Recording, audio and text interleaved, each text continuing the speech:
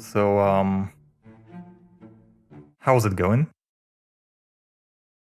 Yes, in case you didn't notice, I have procrastinated a lot on making this video. And there is a reason for that. You know, apart from all the miserable excuses such as living a normal life or maintaining my mental well-being. 1.19.3 has brought a lot more changes to chat reporting than I have initially anticipated, and I was left with two ways in which I could approach this.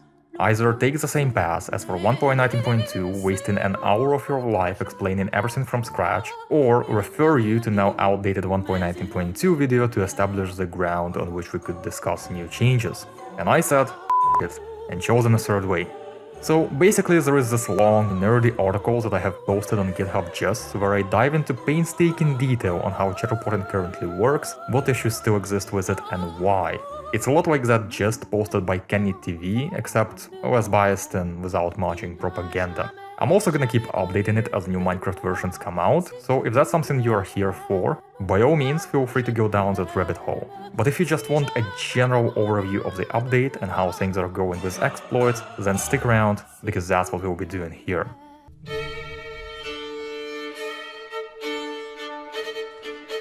Starting with chat trust status, those little scary red and yellow indicators that kindly inform you about unreportable messages in chat are no longer red, yellow, or even scary. Unsigned messages are now marked by a light gray bar, which is identical to system messages. Modified messages have a slightly darker gray bar and gray question mark icon. To me, this is probably the most surprising of all changes. It looked a lot like original purpose of CTS was to scare people away from servers where unsigned chat is allowed or even enforced. This impression was further reinforced by addition of scaremongering toast, which informs you that chat messages on the server can't be verified, as if it's a bad thing. But this change seems to go completely against that paradigm. So I don't really know what to make of it. Weird backpedaling, but okay. Now, remember that whole thing with blockchain chat, message headers and stuff?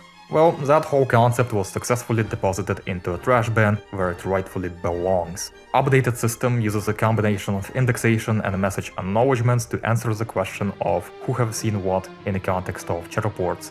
It also completely removes acknowledgement by extension, which was the root cause of a couple really big exploits. And one another thing, server-sided message deletion is now handled differently by the client. Any chat messages will remain on screen for at least 3 seconds before the server can remove them, and if they are removed, client will no longer treat them as seen by the user. So, the exploits themselves. Gaslight v3 relied on acknowledgement by extension and covert message deletion, therefore fixed. Hidden variables and chain supplanting also relied on acknowledgement by extension, also fixed. Guardian is not affected because last seen message lists ultimately didn't go anywhere, and the whole system is still very much reliant on trusting the reality of reported person. Girl boss, I actually initially thought that this was fixed because some of the changes seemed clearly directed at addressing it, but nope, it still works. It's just less instantaneous now because you need to wait until you see two people with signature of unknown message in their last scenes to establish that they privately exchanged it. And even then, you wouldn't know who was the sender and who the receiver. Unfortunately, that's about as private as you can get in this system.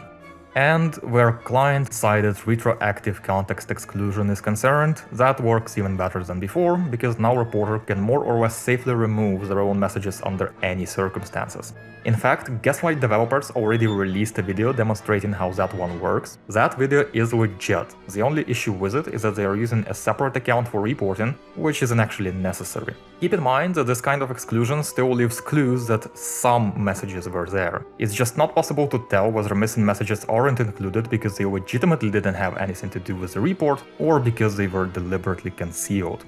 There's also a new exploit in which attacker can collaborate with malicious server in real time to designate some of their own messages as being easily excludable from the report later on, in a manner that makes it appear as if there are no gaps in indexation. They will still be recorded in victims' last seen messages, but since last scenes are now limited to bare signatures, not much can be established from these records.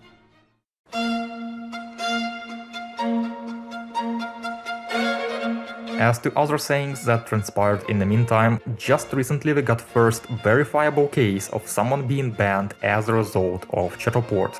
We did have other confirmed banned cases previously, but they all came from people who were mostly playing on realms when they got banned, so it was much more probable that automated chat monitoring was the cause. In this instance, a person was banned after playing a LAN game where they were reported by their own friend as a joke. I reached out to them to verify that their account was indeed banned, and took an opportunity to rerun all the tests performed in my research on Minecraft's global bans. I did not find any deviations from my original findings. What I find weird though is that I expected a lot more cases like this to pop up once Mojang start actioning chat reports.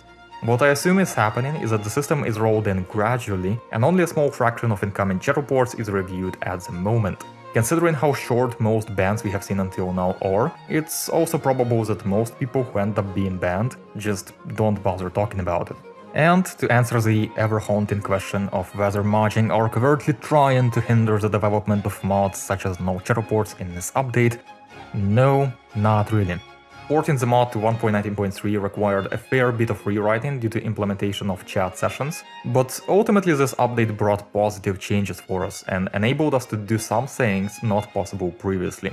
The whole chat trust status backpedaling is another strong indicator that Mojang currently have no intent to break status quo we have established, where they don't provide a solution to opt out of the system, but nor do they prevent people from building their own. To me, this is not exactly a resolution I was hoping to see, but you know, so long as we get to live on our side of the fence. Is it good that they're trying to fix the system, and how long the status quo will last? Let me know in the comments what you think about it.